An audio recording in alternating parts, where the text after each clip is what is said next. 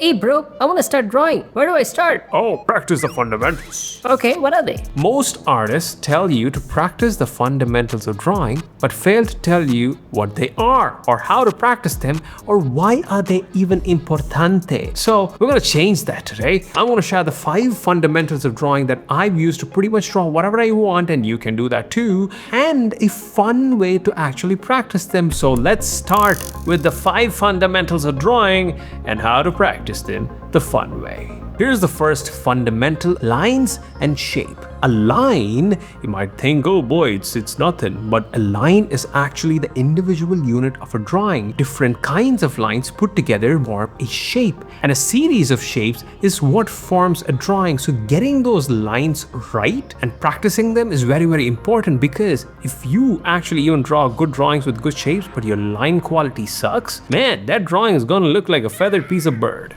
Here's the boring way to do it. You start with lots of straight lines, vertical lines and horizontal lines, and then make sure you sort of differ them by length. And next up, practice curves and waves, because your drawings just don't have straight lines, they have curves and waves. And then you can practice them in different lengths. Then there are the point-to-point line exercises, where you put 2 points and just try to go from one point to the other. It's sort of like a fun thing, sometimes you miss the point and you gotta start over again. So why are we doing all these things? Because it improves our mind-muscle connection. Now, the fun way to practice this thing is to draw these ancient civilizational geometric symbols. Think Aztec, Mayan, Indian, all these cultures have different sort of these beautiful carvings and sculptures that are very geometric in nature, and what you can do is take those things and use lines and shapes to sort of practice them. In terms of shapes, the way you practice shapes is to actually draw a page of circles, boxes, and triangles. Or you can do the Peter Hahn exercise, who I learned some of these exercises from, which is draw them right next to each other, but drawing 2 lines and within which you draw a circle.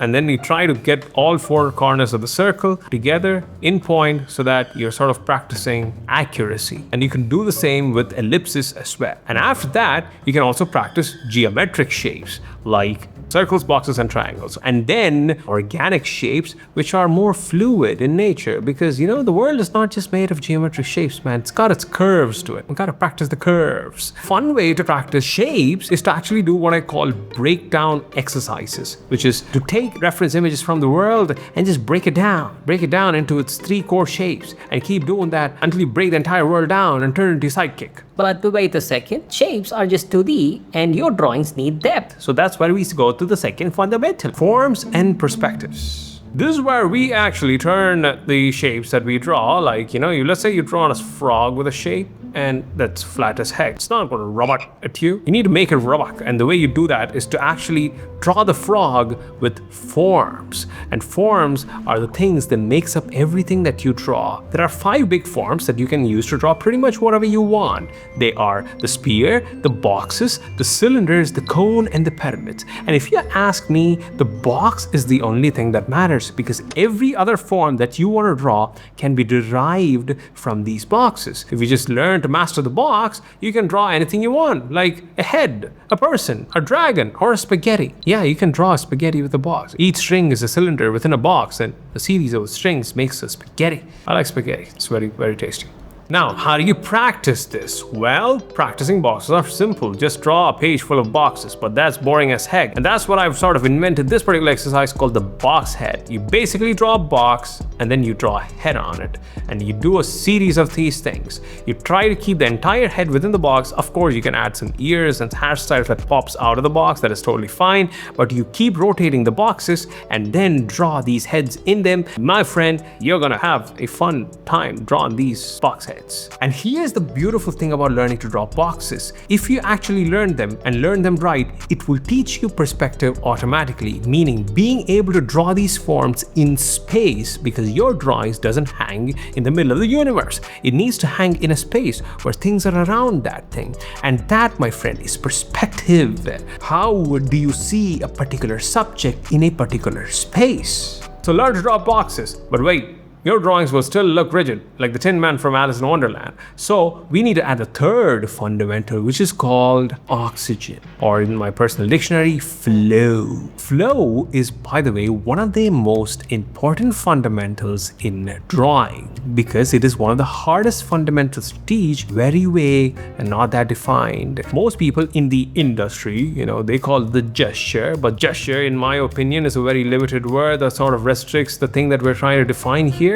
There's one artist who actually calls it force, which is also pretty close, I'd say. I call it flow. And flow is the act of shaping and molding your shapes and forms that you have drawn to create energy and movement into your drawings. It's sort of like breathing life into your art. And you need to think about the way the line sort of curves around, how one line or shape interacts with other lines and other shape in a particular drawing, and how they all interact with movement, momentum, and gravity, and all these things put together makes for flowy drawings. So how do you practice them? One of the best ways you can do to practice flow is to do rapid gesture sketches of objects, simple objects where you just rapidly sketch things and be loose and move your hand around and get an understanding of weight and gravity. And then you can move on to people by doing rapid gestural sketches of people. The word gesture actually means a particular small thing that is used to represent a large thing. For example, someone waves their hand at you, they're basically trying to say hi or goodbye or get out of my face. And in drawing, gesture basically means using the limited amount of lines and shapes to capture something that is more bigger. Using limited lines and shapes to draw like a person or an object, and you are left with your imagination to fill up the rest of the drawing. So while you're doing these rapid gestural sketches, just think about gravity and how your lines and shapes flows through your drawing, and you, my friend, will be fine. Okay, we're getting close right here. We're getting to the last two fundamentals, and the last one, by the way, is the most important one of them all. Trust me, it is. Tone, or aka light, shadows, and colors. See, whenever light hits an object, it forms an area that is illuminated and another area that forms a shadow. And a series of these occurrences makes up multiple areas of light and shadow in your drawing, which eventually creates this depth. People call it shading because you're essentially using a pencil to shade stuff, but I like to call it light and shadow because it's universal. And you need to think about how, say, a source of light affects your object, and you need to practice them. Start with a simple object and one simple light on one side and create a cast shadow and an object shadow. An object shadow is a shadow that is attached to the object. A cast shadow, like the name suggests, is like the object casting a shadow. And you do a series of these simple one-point lighting shadow exercises on simple objects. It teaches you form and depth and how shadow travels on the page. And after that, you practice some value scales where you basically draw a bunch of boxes and go from light to dark or dark to light. Once you practice these value scales, you can apply them to a drawing to make them more funner and in-depth, and people will call you Picasso because you just did a bunch of shading. It's not that hard, by the way. Fun fact, I used to do these heavily rendered drawings like 10 to 12 years ago, and the thing is, it's not that hard. It's the easiest thing to learn because drawing cartoons is way more harder than drawing these realistic drawings. Yeah, people don't believe me. Yeah, I don't believe you. Alright, we're on to the last fundamental, which is the most important fundamental of them all. It's so important. It's named Mr. Importante.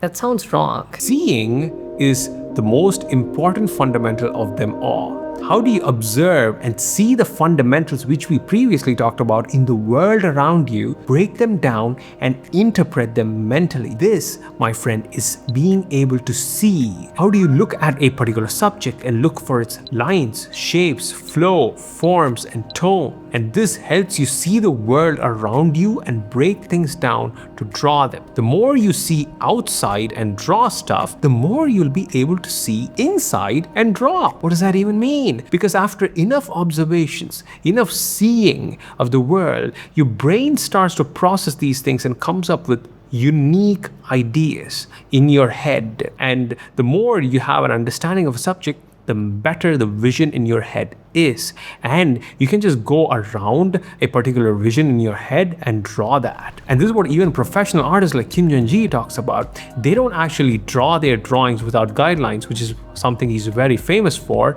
He basically creates a drawing literally in his head, and he goes around like a ghost around that drawing, observes it, and he's simply drawing on paper. And that's why seeing is so important. And the way to practice this? Do lots of detailed breakdowns and constructions of references and photographs. Break them down into simple lines, shapes, forms, and flow. Understand how the thing is constructed. See something, deconstruct that in your mind, and then draw them. This is what I call see, break, draw. And for imaginative drawing, what do? Well, you draw from a whole bunch of references and then close those references. Then you close your eyes, you forget everything, and you let your training guide you. Let your intuition show you the things you can create on paper. Now, it might be scary for you, so you need to stop judging yourself. So just move around, make marks, make shapes, and then you'll find something. And then you keep refining it. You'll get this cool drawing that you've drawn from imagination. You're essentially dancing on paper. And those